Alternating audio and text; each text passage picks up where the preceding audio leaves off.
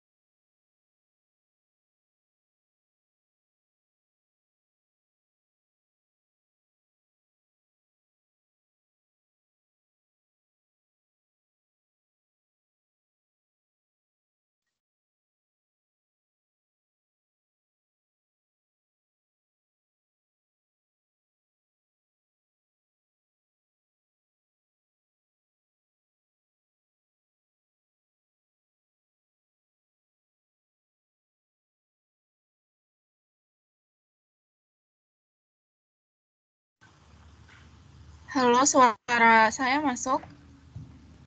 Bisa. Masuk. Maaf tadi Zalfa ada kendala mikrofon, bisa ngomong. Mungkin langsung saja saya mulai. Jadi kami dari kelompok 6, sebelumnya dari kelompok kami ada saya sendiri, Nita Novianti, Rohadatul Aisy, Salman Nur Hikam, Stevie Esta, dan Zalfa. Mungkin langsung saja pada presentasi kali ini akan membahas tentang manajemen populasi, di mana itu meliputi harvesting population, pest control, dan biokonservasi. Next. Selanjutnya ada harvesting population. Harvesting population merupakan sebuah pemanenan populasi. Tujuan pemanenan merupakan untuk mempertahankan populasi pada tingkat produktif. Next.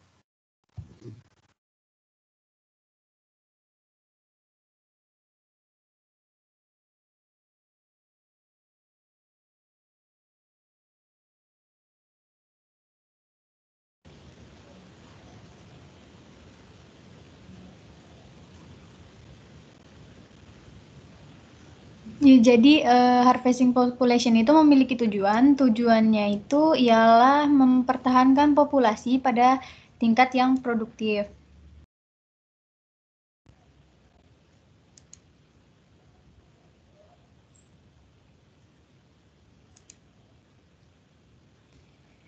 Di harvesting population itu ada yang namanya maximum sustainable yield atau MSY. MSY ini adalah konsep pemanenan model lestari. Tujuannya untuk mempertahankan ukuran populasi pada tingkat maksimum, di mana tingkat pertumbuhan dengan pemanenan sama dan memungkinkan populasi tersebut menjadi produktif selamanya.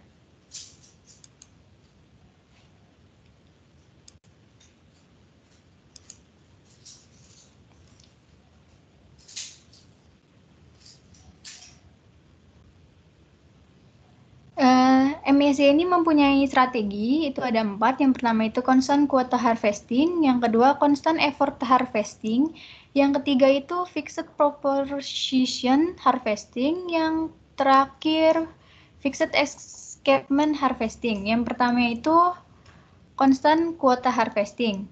Constant quota harvesting itu ketika sejumlah hewan yang telah ditentukan untuk dipanen dari suatu populasi. Nah, ini nih strategi MSY yang satu ini itu cukup berbahaya, sangat berbahaya dan dianggap sangat beresiko karena pemanenan dari sejumlah hewan yang telah ditentukan itu dari suatu populasi itu dipanen tanpa adanya pandang jumlah jenis, ukuran populasi maupun laju pertumbuhannya. Yang kedua, constant effort harvesting. Constant effort harvesting itu dia lebih aman dibandingkan sebelumnya karena dia itu menentukan tingkat usahanya. Jadi misalkan kayak jumlah pemburu atau lamanya musim buru. Jadi yang ditentukan itu bukan jumlah hewan yang akan dipanen. Nah, jadi kalau misalkan jumlah pemburu atau lamanya musim panen itu jumlah pemburunya sedikit, musim berburunya itu cepat, jadi keberhasilan panennya pun juga rendah, begitu sebaliknya. Jadi sistemnya sendiri. Yang ketiga, fixed proportion harvesting. Strategi ini itu untuk menentukan jumlah individu dalam suatu populasi yang dapat dipanen. Jadi bukan sejumlah hewan tertentu. Nah, strategi fixed proportion harvesting ini efeknya itu mirip sama kayak constant effort harvesting. Yang terakhir ada fixed escapement harvesting. Fixed escapement harvesting ini itu pendekatan yang paling aman, strategi yang paling aman dari sebelum-sebelumnya karena dia itu tidak menentukan jumlah hewan yang akan dipanen, tetapi jumlah hewan yang tidak dipanen. Nah, jadi tuh di strategi ini itu dia memastikan keamanan populasi, terutama ketika variasi berupa laju pertumbuhan, jumlah individu dalam populasi, atau jumlah jenis itu besar.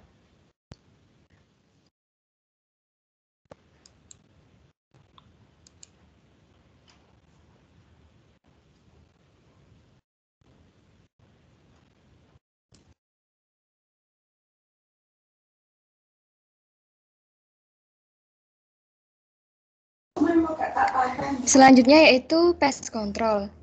Pest ini artinya hama dan kontrol artinya pengendalian. Jadi pest control ini merupakan pengendalian hama agar tetap berada di ambang normal untuk proses ekologi. Nah, pest control ini ada 4 metode, yaitu yang pertama pest control secara fisik, mekanik, kimiawi, dan biologis. Pest control secara fisik ini mengubah fisik lingkungan sehingga mengontrol populasi hama.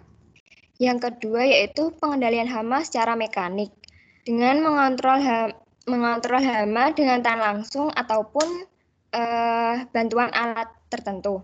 Yang ketiga ada pengendalian secara kimiawi, mengontrol hama dengan bahan kimia, dan yang terakhir pest control secara biologis yaitu berhubungan dengan musuh alami.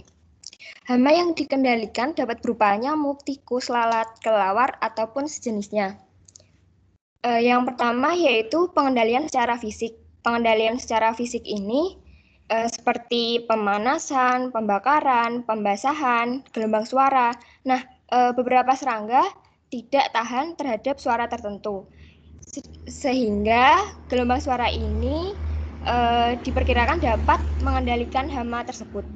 Selanjutnya ada pendinginan, pengeringan, radiasi sinar inframerah, dan lampu perangkap. Beberapa serangga menyukai lampu yang cahaya yang berwarna kuning, sehingga lampu perangkap ini dapat menarik perhatian hama-hama tersebut.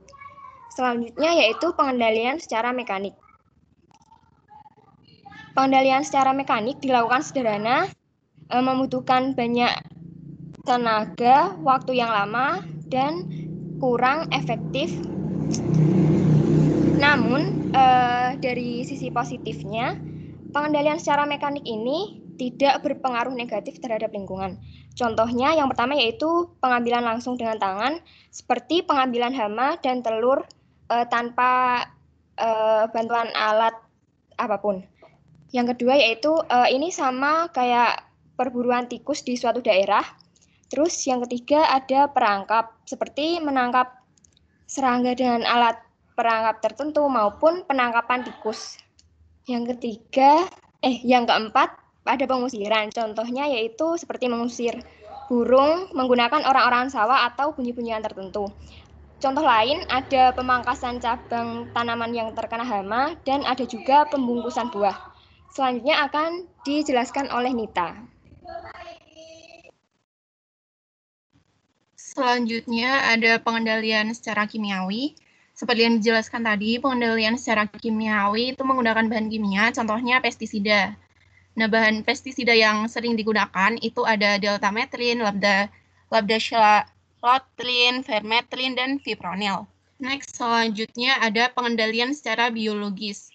Seperti yang sudah dijelaskan tadi, pengendalian secara biologis itu mengontrol hama menggunakan alami. Pengendalian secara biologis itu ada 3 jenis, ada introduksi atau importansi. Itu merupakan memasukkan atau mengimpor musuh alami dari suatu daerah ke daerah yang ingin dikontrol hamanya.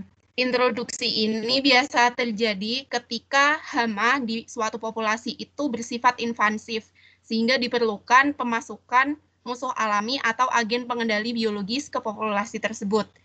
Contoh simpelnya adalah ketika di suatu populasi itu hamanya adalah ulat, maka diperlukan agen pengendali hayatinya atau musuh alaminya itu misalnya burung. Jadi nanti bisa dibuat seperti rumah burung di populasi tersebut agar menarik perhatian burung untuk dapat masuk ke populasi tersebut. Kemudian pengendalian secara biologis selanjutnya ada augmentasi. Augmentasi merupakan teknik penambahan musuh alami secara periodik dengan tujuan untuk meningkatkan jumlah dan pengaruh musuh alami. Augmentasi sendiri itu dibagi menjadi 2, yaitu inokulasi dan inundansi. Inokulasi itu merupakan pelepasan musuh alami untuk generasi selanjutnya, sedangkan inundansi itu pengaplikasian musuh alami yang dilakukan hanya di waktu ketika ada organisme pengganggu di waktu tertentu. Jadi perbedaan antara inokulasi dan inundansi adalah di sisi strategisnya, inokulasi itu bersifat preventif. Kalau inundansi itu bersifat kuratif. Selanjutnya ada konservasi. Konservasi di sini adalah konteks dalam konservasi musuh alami. Konservasi ini merupakan tindakan yang melindungi dan memelihara populasi musuh alami yang sudah ada di lokasi. Contohnya itu melalui aplikasi pestisida selektif. Maksudnya pestisida selektif di sini adalah pestisida yang digunakan ini selektif untuk membunuh hamanya, tetapi tidak membahayakan musuh alami yang digunakan untuk kontrol hama di populasi tersebut. Next.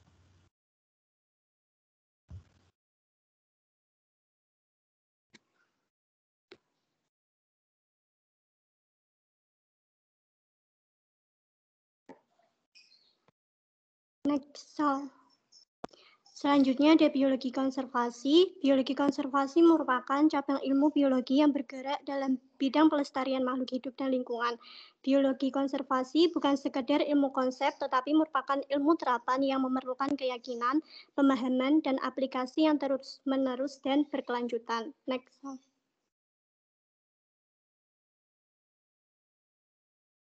Apa sih konservasi itu? Definisi konservasi dapat dimaknai menjadi 3, yaitu yang pertama, preservasi atau pelestarian sumber daya alam, yang kedua, pemanfaatan sumber daya alam dengan penggunaan secara nalar, dan yang ketiga, penggunaan sumber daya alam secara bijak. Next. 3 hal pokok dalam konservasi. Hal ini telah diatur dalam UU nomor 5 tahun 1990. Yang pertama, perlindungan proses ekologis yang penting atau pokok dalam sistem-sistem penyangga kehidupan, di mana proses ekologis adalah peristiwa saling mempengaruhi antara segenap unsur pembentuk lingkungan hidup. Yang kedua, pengawetan keanekaragaman jenis tumbuhan dan satwa beserta ekosistemnya. Dan yang ketiga, pemanfaatan secara lestari sumber daya alam hayati dan ekosistemnya.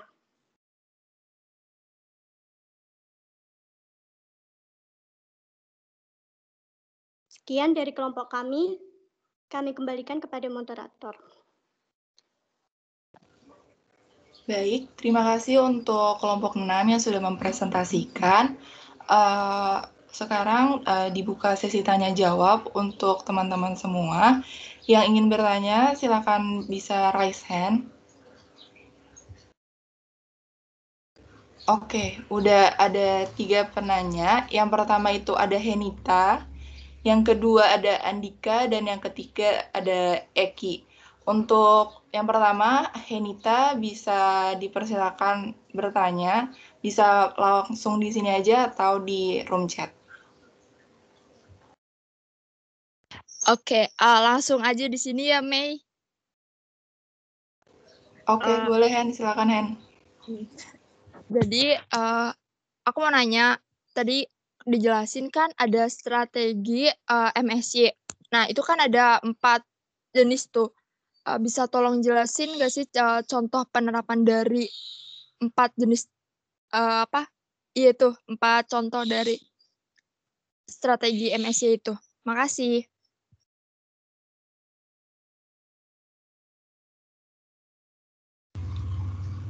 Baik, terima kasih Henita untuk pertanyaannya. Untuk teman-teman kelompok 6, mau ditampung dulu pertanyaannya atau langsung dijawab? Ditampung dulu, N. Oke, berarti lanjut ke pertanyaan kedua. Dari Andika, dipersilakan bisa lewat room chat atau langsung. Oh iya, langsung. Apakah suara jelas? Jelas, Andika. Oke, saya akan bertanya tadi pada proses pemanenan populasi kan tujuannya untuk mempertahankan populasi pada tingkat produktif. Yang dimaksud pada tingkat produktif itu seperti apa ya? Dan pada strategi MSY tadi kan ada yang constant quota harvesting yang cenderung merugikan. Nah, strategi ini nih dilakukannya itu dalam kondisi-kondisi seperti apa saja? Terima kasih. Baik, terima kasih Andika. Untuk kelompok 6, sudah dicatat pertanyaannya?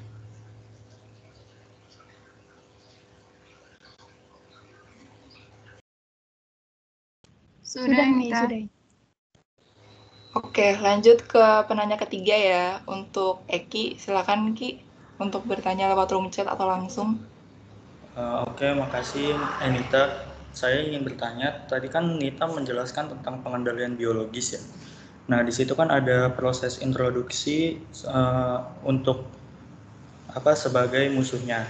Nah, itu kan bisa mempengaruhi rantai makanan di suatu ekosistem. Nah, dampak positif apakah ada dampak positif dan negatif dari pengendalian biologis ini? Terima kasih. Baik, untuk kelompok 6, udah dicatat semua ya pertanyaannya. Bisa langsung dijawab aja atau didiskusikan dulu. Terima kasih. Oke, makasih Anita. Aku izin masuk ya untuk menjawab pertanyaannya Eki tentang yang pengendalian biologis. Tadi itu sebelum memasukkan suatu musuh alami ke dalam populasi, itu dilakukan penelitian terlebih dahulu atau dilakukan seperti pemahaman kalau musuh alami itu benar-benar layak enggak untuk dijadikan pengendali. Jadi tidak semua musuh alami itu dapat digunakan sebagai pengendali biologis, pengendalian hama secara biologis, tetapi harus dilakukan penyeleksian terlebih dahulu kelayakannya atau tidak untuk menjadi agen pengendali hayati. Selanjutnya, kekurangan dan kelebihan dari pengendalian secara biologis itu sendiri. Sebelumnya, kelebihan dari pengendalian secara biologis itu tidak merusak lingkungan, karena itu merupakan sebuah proses alami yang tidak seperti yang secara kimiawi atau secara fisik yang melakukan pemanasan, pembakaran, dan lain-lain yang merusak populasi atau merusak lingkungan. Sedangkan kelemahannya ketika suatu musuh alami itu dimasukkan ke dalam populasi tanpa di-studi lebih lanjut kelayakannya, maka bisa saja akan terjadi gangguan dalam sistem rantai makanan di populasi tersebut karena kurang studinya dalam memilih musuh begitu. Apakah sudah terjawab?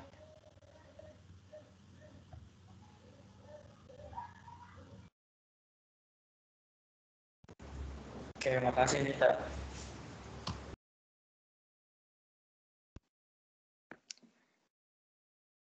Teman-teman, apa suara Zalfa masuk? Masuk. Masuk. Oke, Zalfa coba jawab pertanyaannya Andika ya. Jadi pertanyaannya itu maksudnya tujuan pemanenan untuk mempertahankan populasi pada tingkat produktif itu apa? Jadi pemanenan ini itu kan salah satu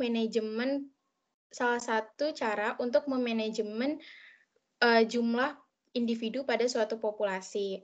Nah, manajemen populasi ini, pemanenan maksudnya, itu merupakan cara yang digunakan untuk mengontrol individu pada individu itu yang dapat terbarukan. Misalnya ikan ya. Ikan ini adalah sumber daya yang dapat tumbuh, bereproduksi, dan menghasilkan individu baru. Nah, diasumsikan bahwa tingkat pertumbuhan, kelangsungan hidup, dan tingkat produksi ini akan meningkat ketika terjadi pemanenan. Karena pemanenan itu kan berfungsi untuk mengurangi kepadatan ya. Semisal suatu populasi ini terlalu padat, terlalu banyak individu-individu baru, tapi nggak ada pengurangan, maka akan terjadi kompetisi kan. Kompetisi untuk mendapatkan sumber daya pangan, untuk mendapatkan tempat hidup. Nah, makanya perlu adanya pemanenan agar mengurangi kepadatan tersebut, sehingga menghasilkan surplus biomasa yang dapat dipanen oleh manusia. Nah, terus yang tentang konstan kuota harvesting, itu kan dibilang merugikan ya. Kenapa dibilang merugikan? Karena strategi pemanenan ini itu tidak memandang variabel-variabel pada populasi tersebut, semisal laju pertumbuhan. Jadi misalnya nelayan-nelayan memanen ikan, mengambil ikan dari laut. Dia itu cuman mengambil tapi nggak ngelihat populasi yang diambilnya itu apakah populasi yang lagi produktif atau populasi yang masih misalnya bayi-bayi ikan yang masih butuh pertumbuhan yang lama. Jadi tuh intinya konstan kuota harvesting ini adalah memanen populasi tapi nggak memandang populasi itu tuh apakah udah tua atau masih dalam masa reproduktif. Jadi seperti itu. Apakah sudah terjawab? Masih bingung nggak Andika? Oh, sudah. Terima kasih. Oke, sama-sama.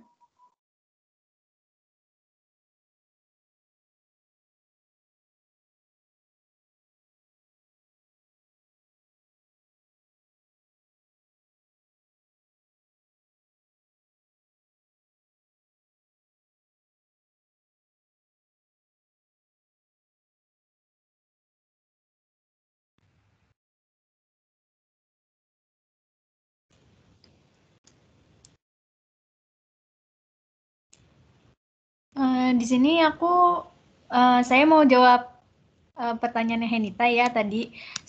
Sebenarnya contoh MSY itu kan yang contoh 4 strategi MSY. Nah, aku ngasih contoh secara umumnya aja ya, karena ini kan strategi, jadi aku nggak bisa ngasih contoh yang lebih spesifiknya, tapi aku ambil contoh misalkan kayak tadi yang Zalfa bilang itu yang tentang ikan. Tadi kan udah dijelasin tuh yang concern quota harvesting pengambilannya seperti apa. Nah, itu tuh sama aja, cuma cara pengambilan atau pemanenannya itu berbeda pada setiap strateginya. Jadi kalau misalkan concern quota harvesting tadi itu kan nggak melihat variabel kayak laju pertumbuhan, jumlah individu dalam populasi, atau jumlah jenis. Nah, kalau di concern effort itu dia melihat nih kayak jumlah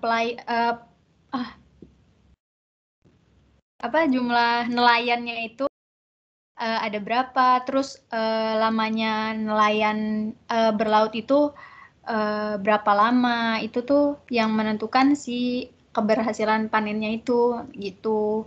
Terus kalau misalkan yang proportion harvesting itu misalkan nih kita melihat dulu presentasi jumlah individu dalam populasi si ikan itu. Nah, bukan jumlah hewan semuanya kayak konstan itu. Nah, baru nanti kita panen. Kalau escapement harvesting itu kita nggak ngelihat jumlah si yang hewan yang ada di laut itu yang akan kita panen, tapi jumlah hewan yang tidak kita panen, begitu. Mungkin dari teman-teman ada yang mau nambahin?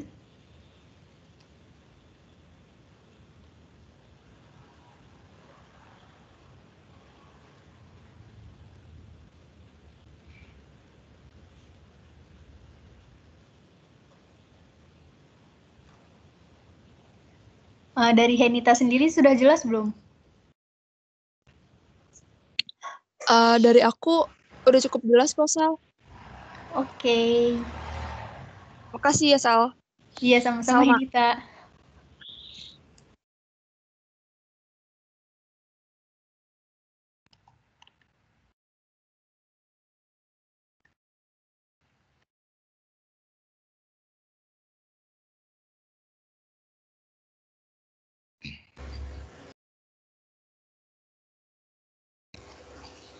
Baik, teman-teman, karena udah 3 pertanyaan yang udah dijawab, untuk presentasi kali ini dicukupkan dulu. Terima kasih untuk teman-teman kelompok 6 dan untuk teman-teman yang sudah bertanya. Saya kembalikan kepada Pak Baskoro, dipersilahkan Pak untuk melanjutkan. Ya, baik. Tadi sudah dipresentasikan cukup baik. Beberapa poin sudah muncul. Ini nanti saya tambahkan beberapa konsep dasar dan latar belakangnya begitu ya yang terkait dengan topik hari ini. Baik, saya coba share screen dulu.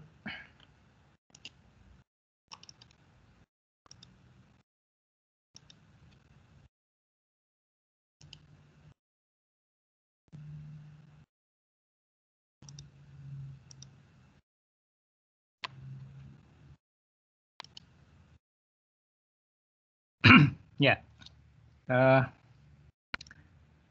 jadi topik hari ini adalah masih mengenai problema populasi, ya, secara spesifik terkait bagaimana masalah isu-isu mengenai panen atau pemanenan, pengendalian hama dan konservasi. Jadi kalau pada topik-topik sebelumnya kita banyak berkutat pada teori-teori dasar. Nah, seringkali dan pasti orang akan selalu bertanya sebenarnya untuk apa sih atau mengapa sih kita belajar teori-teori dasar begitu ya? Apa gunanya nanti terapannya atau kegunaannya seperti apa? Kaitannya dengan bidang-bidang lain, dengan bidang ilmu lain itu seperti apa? Ya, sesuai dengan prinsipnya ilmu dasar itu sangat luas gitu ya, karena dia sangat dasar, basic, maka dia akan bisa dan sangat bisa bersinggungan dengan bidang-bidang lain. Nah, jadi misalnya pada isu panen, pengendalian hama, konservasi ini kan kesemuanya adalah bidang-bidang aplikatif atau semi aplikatif begitu ya. Nah, baik, ini satu persatu akan coba kita lihat seperti apa? Itu yang pertama mengenai pemanenan. Nah, cerita dongeng masa lalu yang dulu gitu ya. Jadi seperti kita lakukan dan kita ketahui gitu, manusia itu mengambil manfaat individu atau organisme dari satu spesies untuk memenuhi kebutuhan hidupnya. Ya, kita perlu kebutuhan untuk pangan, ya, untuk makan, untuk pakaian, sandang, dan untuk tempat tinggal. Ya, istilah klasiknya adalah pangan, sandang, papan. Nah, dari secara sejarah asal muasal manusia, perkembangan manusia juga, itu awalnya manusia mengambil langsung dari alam, sehingga pada masa-masa itu disebut budaya manusia itu adalah budaya hunting and food gathering. Jadi dia berburu dan meramu atau mencari makanan dari alam secara langsung. Ya.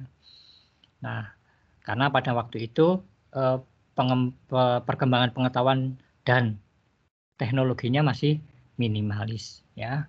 Nah, selanjutnya dengan berkembangnya pengetahuan, teknologi, mereka lalu budayanya juga ikut berkembang gitu. Daripada repot, capek, risiko tinggi karena berburu itu juga sangat risiko, mencari sumber daya di alam itu juga banyak kendalanya.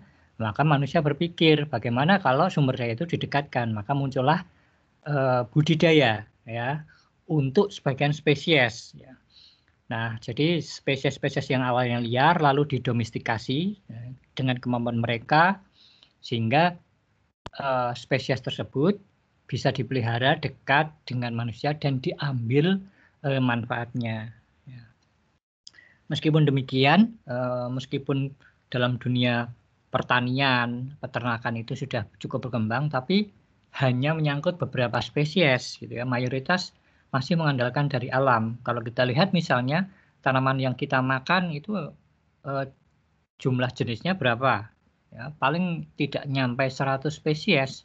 Sementara spesies yang ada di dunia ini cukup banyak, gitu ya, ratusan ribu. Pada hewan juga demikian, yang namanya hewan ternak itu, husbandry itu juga hanya beberapa, sapi, kerbau, kambing, ayam, itik, ya, sisanya masih banyak. Ya, memang itu tidak mudah, tidak semua spesies itu ternyata bisa sukses didomestikasi dan mungkin ada pertimbangan lain gitu ya. Nah, ini jadi ada benang merahnya adalah mayoritas spesies ini masih dari alam. Sementara ternyata juga masih dibutuhkan oleh manusia. Ya. Nah, dalam budidaya itu, maka individu yang dipelihara akan dipanen setelah memenuhi kriteria tertentu, misalnya setelah bobotnya cukup karena mau diambil dagingnya, gitu ya, umurnya cukup karena tergantung oleh masa produksi, misalnya telur, ya, bulunya dan seterusnya, beda-beda kriteria. Nah, pada panen pada budidaya itu maka akan diambil semua individu, ya kan tidak disisakan, ya, karena kan sesuai yang diinginkan. Nah, permasalahannya setelah panen apakah proses terhenti hanya karena diambil semua? Ya, kan tidak, ya, tidak ada namanya budidaya hanya sekali tanam padi, panen, besoknya nggak tanam padi lagi. Ya. Kenapa? Ya, karena dalam proses agro atau budidaya itu telah dipisahkan dan disiapkan stok induk atau bibit. Ya, sehingga proses budidaya panen siklus itu dapat berlangsung terus-menerus. Sehingga kegiatan proses budidaya itu bisa lestari atau sustainable. Ya, sustainabilitasnya terjaga, kelestariannya terjaga. Ya, seperti kita lihat bagaimana peternakan ayam itu setelah jangka sekian bulan total seluruh kandang pasti dipanen, dijual, dipotong, nggak mungkin disisakan, rugi kan, karena modal gitu. Nah, kalau selesai itu nanti bagaimana ya, stok lagi bibit. Nah, ini bisa berjalan siklus karena ada proses separalel gitu untuk menyiapkan stok dan induk dan stok benih bibit gitu ya. Demikian pula pada tanaman, ya, tanaman pertanian. Waktu panen diambil total, di harvest total, tapi masih sudah disiapkan stok induk dan bibit, sehingga siklusnya akan berjalan terus-menerus. Nah, sementara itu tadi kan hanya sebagian spesies yang sudah bisa dan dibudidayakan. Masih banyak yang mengandalkan tangkapan alam. Nah, pada pemanenan yang dilakukan langsung dari alam atau pemanenan alami, natural harvesting, akan muncul konsekuensi. Nah, bagaimana pemanenan juga akan tetap lestari. Karena problemnya akan muncul. Berapa banyak individu yang dapat dipanen? Kalau di kandang jelas. Dia tanam 1000 batang pohon, ya 1000 diambil gitu. Cuma kalau di alam, berapa yang kita dapat kita panen? Ya. Nah, supaya sustain, berapa banyak stok induk bibit yang harus tersisa, tidak ikut dipanen. Anakan yang tidak ikut dipanen. Nah, dari sinilah muncul konsep yang sudah dipaparkan tadi adalah MSY atau Maximum Sustainable Yield. Ya, hasil maksimum yang diperoleh tetapi tetap lestari. Ya, jadi maksimum yield yang sustainable, yang lestari. Nah, situasi ini contohnya adalah pada perikanan tangkap. Memang dalam dunia perikanan ada yang sudah dibudidaya, hanya beberapa tapi mayoritas ikan-ikan yang kita manusia konsumsi, terutama ikan laut, itu adalah hasil tangkapan alamiah. Ya, kita lihat penangkapan ikan itu mulai dari yang skala kecil, yang nelayan kecil pakai pancing, jaring kecil sampai yang sangat masif. Kalau yang pernah lihat, mungkin sudah sering lihat di gambar ya, di internet, di TV, di media-media lain itu kan, beberapa industri perikanan tangkap itu sangat masif, jaringnya sangat raksasa, ya, sehingga harus pakai kapal raksasa juga. Tidak hanya sekilo 2 kilo, tapi ribuan ton. Ya. Nah, bayangkan, ini tidak main-main memanen ini. Ini pertanyaannya, nah, lalu bagaimana ini mengelola populasinya? Gitu ya. Ya. Bahkan sampai pada yang era modern ini, penangkapan ikan itu sangat canggih, gitu ya. Pakai banyak strategi perikanan yang sangat berkembang, ya. Misalnya, kalau yang sudah tanda kutip lebih modern itu dengan budidaya, meskipun di tengah laut, gitu ya, di lautan itu dengan karamba apung misalnya. Ini bisa lebih sustain karena bisa dikelola berapa panen, berapa induk, dan berapa siklusnya bisa jelas. Tetapi yang masih ditangkap ini menjadi pertanyaan ya. Ini beberapa misalnya dengan menggunakan kapal pukat yang kemarin ramai diperdebatkan. Ya. Pukat itu adalah jaring raksasa yang ditebar di dasar lautan, ditarik. Ya. Ini panjangnya bisa sampai 2 km. Jadi tidak hanya ikan-ikan yang tertangkap, tapi karang, penyu, hiu, semuanya hancur lebur karena digaruk gitu ya, ditarik dari dasar. Ada juga yang istilahnya pakai jaring pursin, ini kapal pursin, ini kapal besar juga, jaringnya lingkar, hampir sama, tapi kalau trawl, ini pukat, ini modelnya adalah kantong tarik, kalau pursin ini lingkaran gitu, ini hampir sama. Ya, jadi semuanya sapu habis, atau juga pakai long line, drift net, ini mengapung, memanjang, ini juga bisa sampai 2 km. Jadi tidak main-main jumlah tangkapannya, gitu. Baik itu spesies yang menjadi target maupun non target, karena ini tidak pilih-pilih. Ya. Untuk yang lebih mendingan ini yang pakai long line, jadi ini seperti pancing tapi panjang. Ya. Ini beberapa model misalnya pada ikan-ikan tertentu, ikan tuna dan kawan-kawannya. Gitu. Nah, ini jadi timbul masalah gitu ya, karena pengambilannya sangat masif ya, seperti gambar tadi.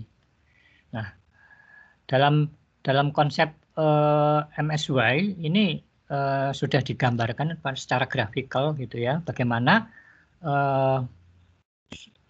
ukuran populasi atau population size ini juga terkait dengan pertumbuhan populasi ya. Seperti kita ketahui hewan itu juga bertumbuh gitu. Sementara dilakukan pemanenan ya. Nah, pada saat populasi bertumbuh ya, sambil itu dipanen, maka akan pada satu titik di mana titik ini akan maksimum ya. Pada saat populasi yang diambil itu melebihi kemampuan pertumbuhan, maka populasi akan decline, akan menurun. Nah, dengan demikian maka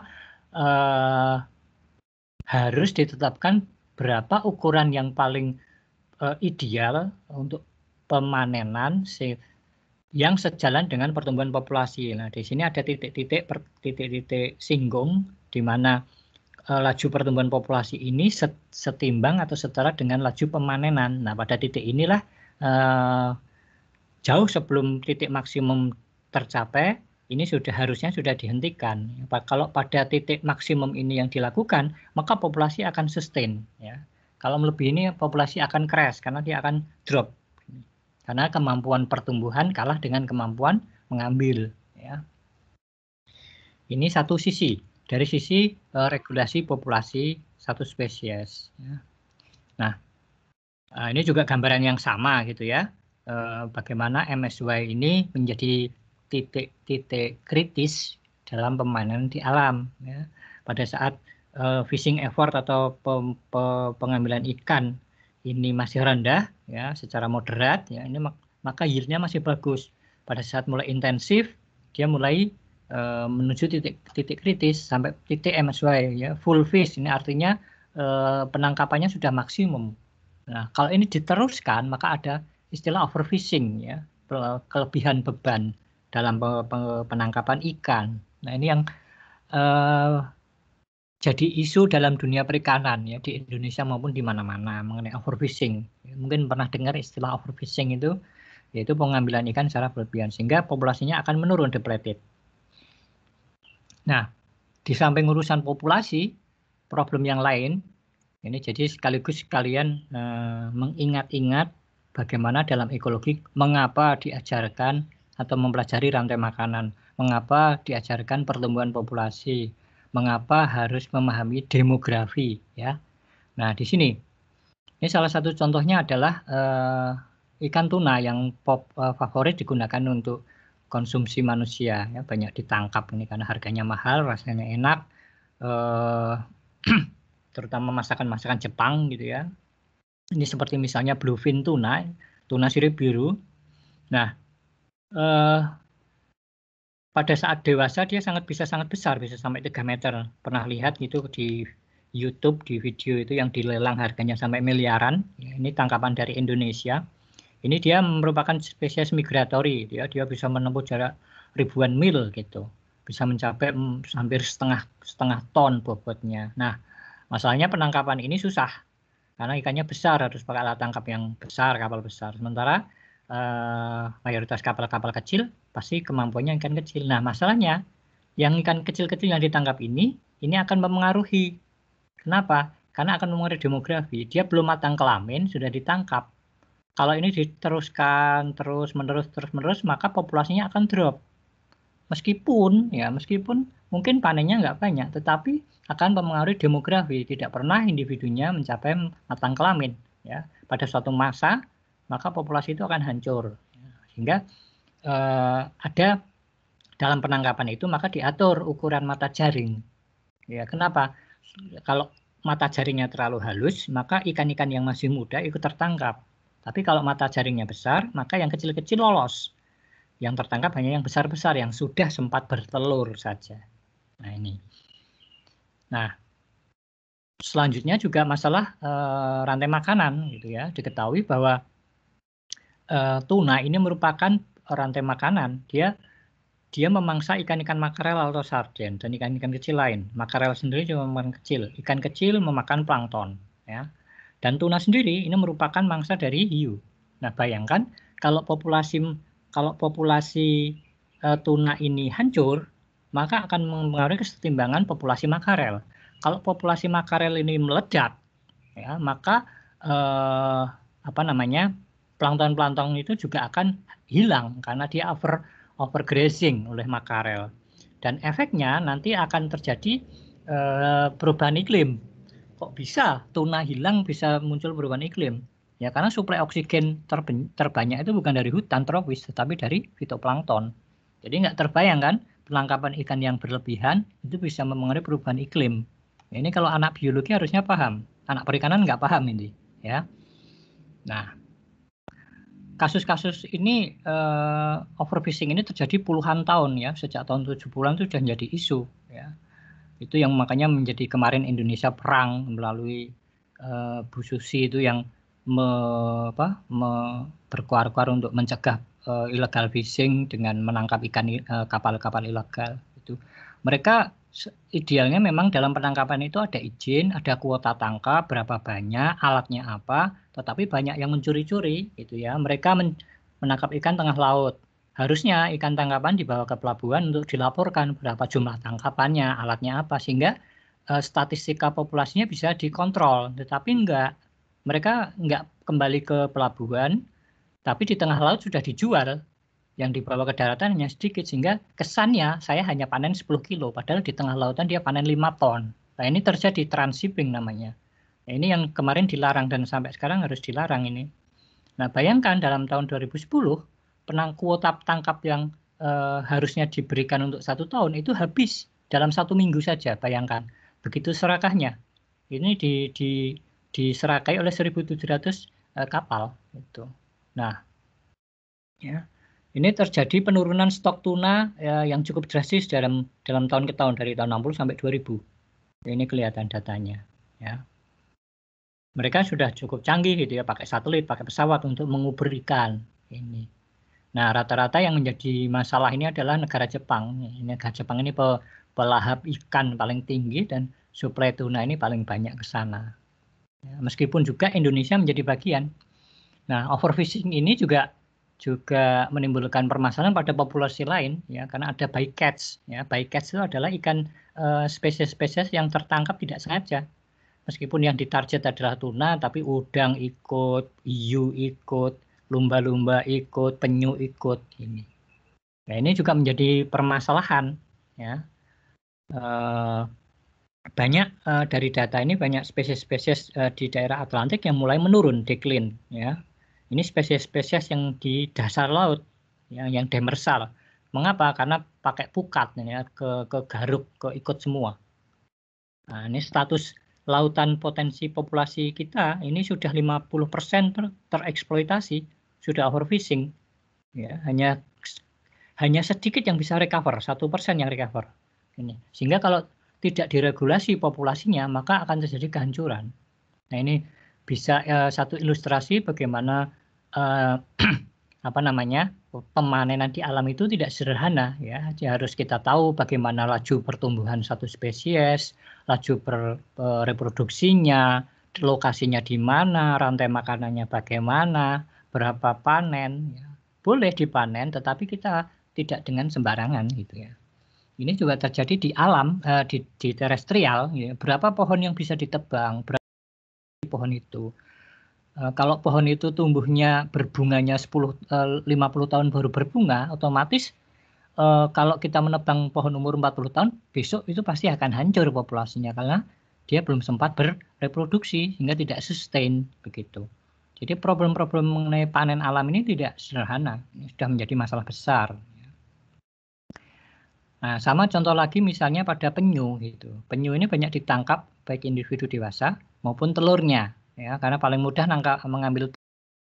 Nah, ada simulasi gitu ya. Pada saat kalau pada populasi yang tidak dieksploitasi, unexploited, itu maka demografi populasinya itu akan ideal. Ya. Nah, kembali lagi ada demografi yang kita bahas kemarin. Ya. Jadi ada yang masih individu habis menetas, muda, remaja, dewasa, reproduksi. Tetapi jika dilakukan pengambilan secara tidak bijaksana atau tidak lestari, ya, maka setelah 10 tahun berjalan, di mana telurnya itu 100% diambil, dipanen, maka 10 tahun kemudian, maka kan tidak ada telur, tidak ada di demografinya tidak ada individu yang muda, tidak ada yang menetas. Kenapa ya? Karena telurnya diambil, tidak ada yang menetas. Hanya tersisa anak, remaja, dan dewasa. 20 tahun kemudian, ini yang mati, ya, dewasa ini mati, digantikan oleh yang muda-muda, ya, dewasanya mungkin tetap. Ini lalu 20 tahun kemudian semakin berkurang. 50 tahun kemudian hanya tersisa individu dewasa. Kalau ini masih terus dieksploitasi, dipanen, maka pada 70 tahun kemudian populasi ini akan punah. Spesies ini akan punah. Ya. Jadi ini bisa dijadikan bayangan bagaimana memanen individu muda itu sangat berbahaya. Ya. Panenan yang belum bereproduksi itu sangat bahaya karena dia akan mempengaruhi struktur demografi. Ya. Nah, cerita selanjutnya ini masih mengenai budidaya. Ya, kalau tadi awalnya adalah budaya, kita kembali lagi ke budaya. Meskipun ini topiknya isunya mengenai hama, ya. Misalnya pertanian. Pada budidaya, spesies yang akan dipanen adalah yang diutamakan. Kalau tanam jagung, maka yang diutamakan adalah tanaman jagung. Semua energi, nutrisi, sinar matahari, pupuk, makanan dipusatkan ke tanaman tersebut. Spesies yang tidak dipanen atau tidak diharapkan atau akan merebut energinya dianggap merugikan. Ya, tumbuhan liar, rumput-rumputan, semak, yaitu dianggap gulma. Jadi istilah gulma itu adalah istilah budidaya. Kalau di istilah biologi tidak ada istilah gulma, adanya tumbuhan liar. Dalam pertanian itu ada istilah hama.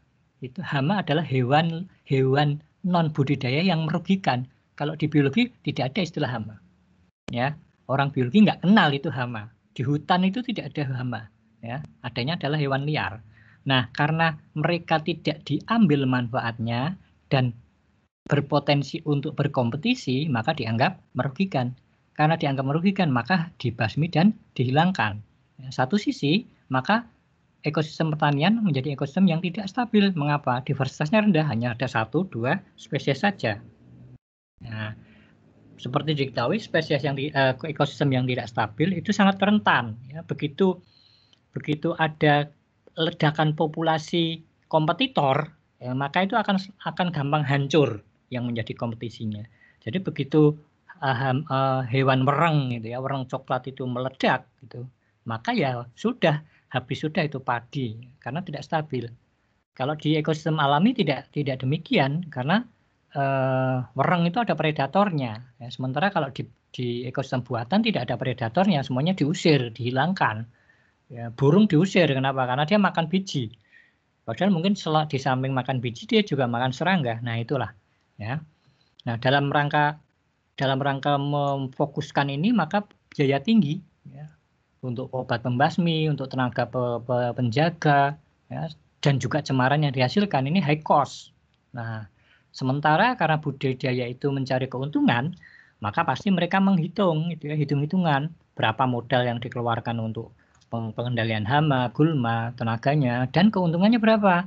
Ya kalau biaya untuk mengendalikan hama lebih tinggi dari keuntungan, ya rugi.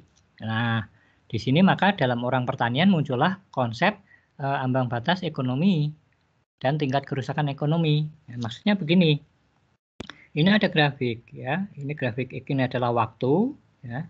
Ini adalah pest population atau populasi hama. Nah, populasi hama itu kan pasti tumbuh sejalan waktu meningkat. Ya. Saat dia tumbuh, dia akan memangsa tanaman budidaya. Rugi nggak? Ya rugi. Gitu. Tapi berapa kerugiannya, itu masih bisa ditoleransi. Katakan dia tanam 1000 tanaman, yang dimakan hanya 10, masih ada 990, ya nggak apa-apa, masih untung. Ya. Tapi pada satu titik, ya, economic threshold, misalnya populasinya meningkat, dia makan sampai ke 70% tanaman budidaya atau 50%, ya rugi nih, sudah mendekati ambang atau 25% lah. Ini mulai economic threshold, ya, mulai titik kritis. Ini kalau diteruskan sampai menjadi economic injury level atau level ekonomi yang merugikan, total panen gagal gitu. Karena hasil panennya rendah, biaya pengendaliannya tinggi, maka dia akan rugi. Nah, dalam budidaya maka akan diatur gitu ya, akan dikelola gitu. Sehingga pada pengelolaan hama yang baik itu saat hama masih sedikit ya biarkan saja, nggak perlu disemprot. Toh kalau ada 1-2 ekor saja memangsa tidak masalah gitu ya, tingkat kerugiannya rendah. Daripada disemprot, obatnya jauh lebih mahal daripada kerugiannya. Nah, baru pada sampai satu titik, ini baru dilakukan aksi. Nah, sehingga nanti populasinya drop, sehingga nilai kerugiannya menjadi rendah. Ini begitu lagi kalau dia naik baru disemprot. Masalahnya yang terjadi adalah seringkali pengetahuan ini tidak dilakukan. Kadang-kadang tanaman baru ditanam ya, serangga hamanya belum ada udah disemprot. Semprot berkali-kali. Kalau kalian lihat di tanaman sayuran, sehari sebelum panen itu masih disemprot. Itu mengerikan sekali itu. 1, ya merugikan karena biayanya tinggi. Padahal nggak ada musuh, ngapain disemprot. 2, cemaran pestisidanya sangat masif gitu. Nah, ini jadi pengetahuan mengenai pengendalian hama ini menjadi sangat penting. Dasarnya adalah apa? Pertumbuhan populasi. Nah, sekali lagi pertumbuhan populasi. Ya. Ini sama gitu ya. Ini jadi populasi hama sini dianggap tidak ada kerugian, pada satu titik dilakukan aplikasi ya, karena ini adalah threshold ekonomi, lalu populasi akan turun sehingga biayanya itu akan cocok dengan keuntungannya ya. Kalau melebihi sini maka sudah injury ya, benefit itu lebih kecil daripada biayanya. Nah, isu yang ketiga adalah konservasi. Ya, ini kalau tadi yang dua tadi masalah budidaya, pemanenan, kemudian hama, pengelolaan hama itu di budidaya ekosistem buatan ataupun alam gitu ya. Tapi ini lebih ke populasi alam. Ya. Meskipun dalam konteks yang pemanenan alam tadi juga terkait dengan masalah konservasi, bagaimana kita melestarikan populasi-populasi alam yang dipanen. Nah, populasi alam ini seperti kita ketahui banyak hidup di berbagai kawasan, ini baik kawasan yang dilindungi, ya, diproteksi maupun yang dilindungi. Nah, dalam kawasan-kawasan ini, misalnya juga pada kawasan lindung pun pengelolaan populasi juga perlu dijaga. Kemudian ada isu mengenai invasif alien spesies, ya, jadi keterkaitan antara populasi, ya, konservasi populasi, pengelolaan dan spesies asing. Invasif alien ini spesies asing yang hasil introduksi. Kita lihat beberapa contoh kasus ini yang paling gampang gitu ya, problem based learning ini berbasis kasus. Di Australia ya, pada masa dulu itu dikembangkan budidaya tebu yang sangat masif ya.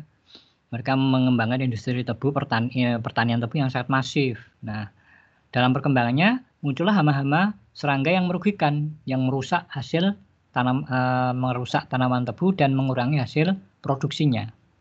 Nah, mereka akhirnya punya ide, gitu ya, dengan menggunakan pengendalian hama biologis, biokontrol, dengan mengintroduksi katak tebu, Rhinella marina, dari negara lain. Tebu juga bukan tanaman asli Australia, kataknya juga bukan. Harapannya sebagai pengendali hama serangga di lahan tebu. Hewannya ini. Apa yang terjadi? Hama serangga hilang, habis? Iya, betul. Hamanya habis. Ya, karena dia predator. Ya. Lalu, kejadian berikutnya apa yang terjadi? Setelah hama habis, apa? Mereka mencari makanan lain. Karena dia ternyata tidak mangsa spesifik. Ya, dia tidak pemangsa spesifik, dia generalis. Sehingga serangga non-hama, bahkan hewan lain yang di luar lahan pertanian, itu juga ikut dimangsa. Nah, karena dia bukan hewan asli di Australia, maka tidak ada predator dari katak itu. Ataupun kalau ada hewan-hewan predator, misalnya seperti ular, di Australia ada banyak ular, dia tidak memangsa itu, karena itu bukan makanan aslinya. Gitu. Sehingga apa yang terjadi? Populasinya meledak, tidak terkendali. Tidak ada top predatornya. Nah, ini bisa gambaran pada tahun 40 hanya di sebagian wilayah yang ada. Tahun 60 berkembang, 75, tahun 80 sampai sekarang ini menjadi sangat masif. Ini sekarang yang awalnya menjadi pahlawan untuk bayangannya untuk budidaya pertanian di Australia, sekarang menjadi masalah. Ya, dia menjadi mengganggu organisme lain, termasuk kata-kata lokal Australia itu relungnya tergeser, ya, karena ini sangat ekspansif begitu. Nah, sampai akhirnya perlu dilakukan eradikasi. Ini sangat susah, ya, karena bayangkan dia berkembangnya sangat cepat, ya, pertumbuhannya hidupnya di mana-mana, sehingga ini salah satu spesies yang boleh dibantai di Australia. Kalau Australia itu soalnya menganut hukum green list, jadi semua spesies yang ada dilindungi kecuali, ya itu. Jadi semua spesies di Australia itu dilindungi kecuali, nah ini yang kecuali dilindungi karena dia spesies asing dan merugikan sehingga bantai. Ini banyak menjadi masalah di sana. Kemudian ada kasus lagi misalnya Pueria montana, ini tanaman kacang-kacangan yang tumbuhnya merambat. Ini awalnya diintroduksi sebagai tanaman penutup tanah, cover crop lahan pertanian. Mungkin yang pernah melihat kebun karet, ya kebun karet itu kan isinya tanaman karet. Lalu di lantai kebun itu ada tanaman penutup, nah itu namanya cover crops. Mengapa diperlukan cover crops? Karena kalau tanahnya terbuka, nanti ada dua kemungkinan. Dia tererosi karena curahan hujan. Karena kalau tanaman pertanian itu tidak selalu rapat, ya ada jaraknya renggang-renggang. Nah itu nanti akan tererosi. Nah kenapa tanahnya terbuka? Ya karena gulmanya dihabiskan. Kalau ada gulma kan merugikan. Nah awalnya tanaman kacang-kacangan ini ditanam sebagai pelindung proteksi atau pelindung erosi dan gulma. Harapannya dia juga menjadi penyubur karena ini tanaman kacang-kacangan mengandung bintil nitrogen, ya bisa mengikat nitrogen. Tapi ternyata apa yang terjadi? Populasinya meledak, tidak terkendali. Dia merambat kemana-mana, menutupi tajuk-tajuk, sehingga tanaman-tanaman asli ini tidak bisa fotosintesis. Sehingga ini menjadi tanaman invasif yang sangat merugikan. Ya, ini terjadi di Amerika, di negara-negara di benua Amerika ini menjadi masalah. Ini beberapa juga sudah terjadi di Indonesia. Hutan-hutan di pinggir-pinggir hutan-hutan yang ada di pinggir-pinggir perkebunan mulai terinvasi oleh tanaman Pueria ini. Nah, di Afrika Selatan ya ada satu fenomena yang orang kadang tidak terpikir gitu ya. Seringkali kalau kita berpikir menanam tanaman reboisasi itu adalah hal yang baik. Karena pemahaman awamnya kalau lahan ditanami maka itu baik untuk sumber oksigen, sumber air, tapi ternyata tidak. Di Afrika Selatan tanaman invasif alien spesies ini sudah menutupi 10 juta hektar. Nah, semasif ini sudah mengurangi ketersediaan air sebanyak 3 juta meter kubik. Mengapa? Ya karena tanaman ini mengambil air. Ya, ada beberapa tanaman itu yang sangat rakus air, dia evaporasinya sangat tinggi. Ya, bayangkan, ini yang terjadi. Afrika Selatan dan rata-rata benua Afrika Utara dan Selatan itu adalah lahan kering, ya, benua yang kering kecuali Afrika bagian tengah. Nah, model perairannya, habitatnya ini adalah musiman, ya, sehingga keberadaan air ini sangat krusial. Ya. Luasan air ini sangat krusial. Secara alamiah, kawasan memang kering begini, tanamannya sedikit-sedikit. Ya. Nah, saat terjadi introduksi oleh tanaman asing ini, yang tadi gambarnya ini dia akan mengokupansi. Ya. Apa yang terjadi? Ini bukan menambah curah hujan, bukan menambah debit air, tapi justru mengurangi volume air. Kenapa? Karena tanaman ini sangat transpiratif. Gitu. Nah, pada saat sampai 40 tahun, maka volume air, habitat perairannya menjadi sangat drastis berkurang. Nah, ini yang kebalikan terjadi. Di Indonesia ada nggak? Ada. Pasti semua sudah tahu tanaman sengon ya, tanaman kayu yang sering ditanam itu untuk diambil kayunya. Nah, itu salah satu contoh tanaman yang sangat merugikan untuk sistem hidrologi, karena dia sangat transpiratif. Gitu. Sehingga kalau ditanam di daerah kering itu sebenarnya salah, karena dia akan semakin mengurangi ketersediaan air. Tetapi kalau ditanam di daerah yang sering banjir, yang berlebih air, mungkin bagus. Nah, ini pengetahuan biologi lagi. Ya, ini contoh satu ketidaktahuan kita mengenai biologi. Ternyata menanam itu tidak selalu bagus. Ya, tergantung bagaimana situasi habitatnya.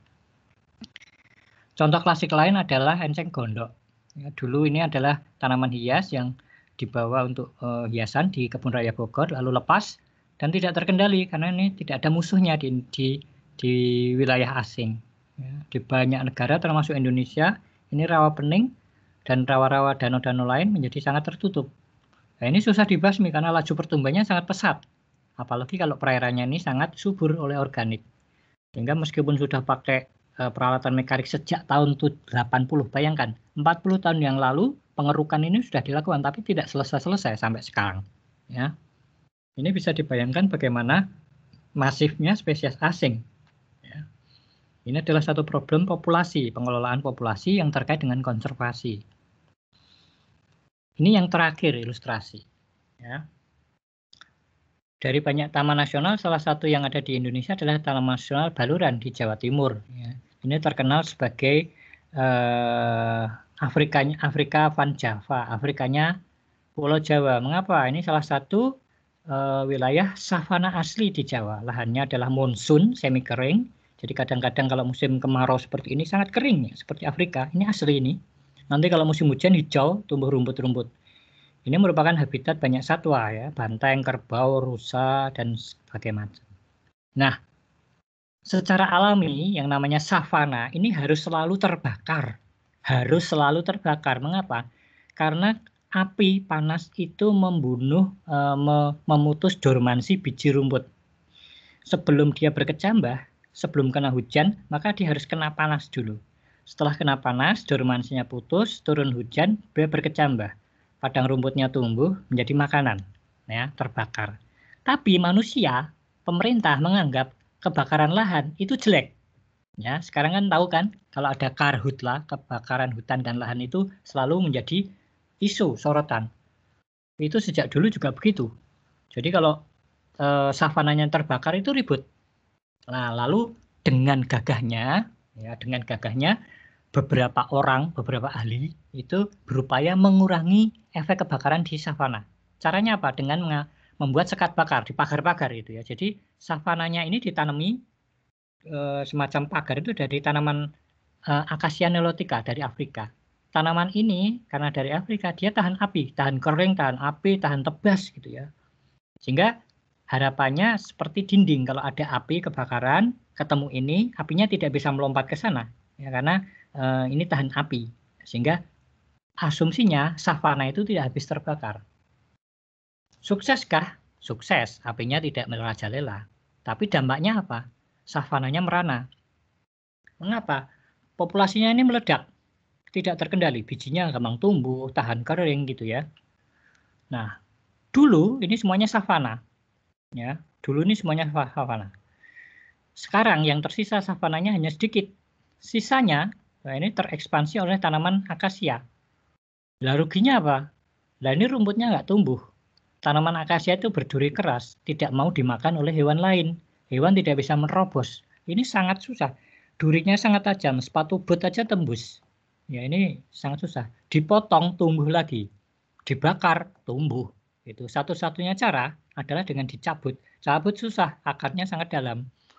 Nah, jadi sekarang ini menjadi masalah serius, ya. Sehingga spesies introduksi yang dulunya dianggap untuk mengendalikan api itu ternyata justru berbalik negatif, ya, menjadi ancaman pada ekosistem savana. Sementara ekosistem savana ini menjadi habitat dari banteng. Spesies banteng sendiri adalah spesies langka yang terancam punah. Gitu. Nah, situasinya savana ini berkurang karena tumbuh. Ya ini lihat, ya, ini savana yang masih asli, ini seperti ini rumput. Di background ini kan hijau.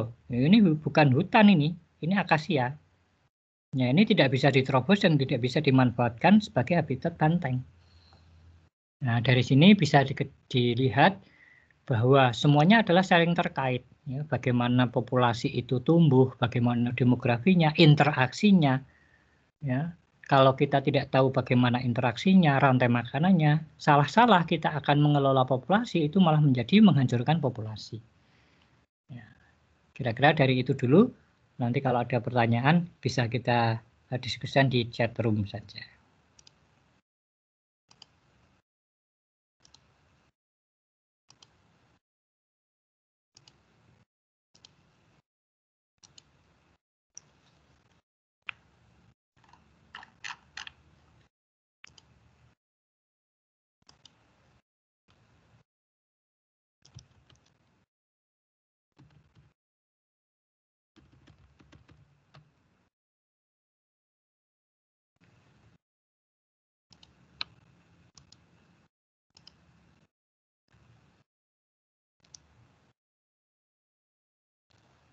Ya, silakan ya. Jika ada yang perlu didiskusikan, bisa di chat room saja.